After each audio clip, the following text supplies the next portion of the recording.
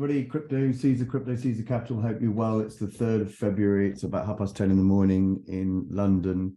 Let's have a look at something different rather than the Bitcoin price chart. Let's have a look at the US dollar tether dominance, because this is pretty important. The reason why is because stable coins have become bigger and bigger and bigger over the years. Okay. I mean, back in the 2018 bottom, for example, down here, okay, 10th of December 2018 was pretty much the Bitcoin bottom when it was trading at 3K. The dominance of tether over the market was 1.9%.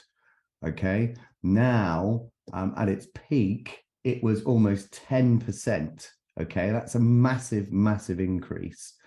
When you look at the total market capitalization of stable coins, now you can see here that stable coins represent 145.33 billion of the total market cap, all right, of crypto, and that's pretty big. Okay, and when we look at the dominance of USDT, it gives us a good idea of what's going on in the market. Okay, and we can see here that the dominance of USDT, which is the largest stable coin, is still at 6.63%, which is pretty high. Okay, and of course, when people sell their positions or panic out of their positions selling into stablecoin, the percentage or the dominance increases.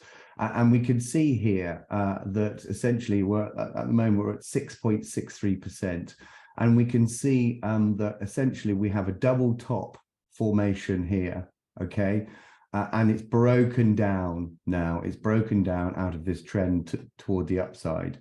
And in my view, I think at the very least, it's going to test this area of 5.34%, maybe test the area below it, 4.9%, or go the full hog and come all the way down to this trend line, which seems to have kept true since 2018, okay, which would bring the dominance down to somewhere in a sort of 4% region, which is quite significant because that will be the likely route, of course, of all the other stable coins like BUSD, USDC, etc., etc., etc., which will cause the price of Bitcoin and other cryptocurrencies to increase in value, because the people holding USDT and other stable coins, you can probably sort of make the reasonable assumption that they are in crypto and they are waiting on the sideline and they are waiting to buy into the market.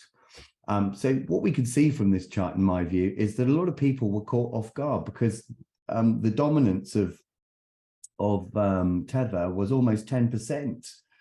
Back in October of 2022 and indeed June of 2022 during that big crash. A lot of panic selling, a lot of panic going into Tether, but a lot of people have just held on to their Tether, and now Bitcoin's run away from them, and what you might want to say, they've been caught with their pants down, and they are probably thinking, when can I get back into the market? I need to get back into the market. They are chomping at the bit to get back into the market. So I think, in my view, we are seeing a breakdown in US dollar USDT dominance, and that will be true for the rest of the stablecoin market.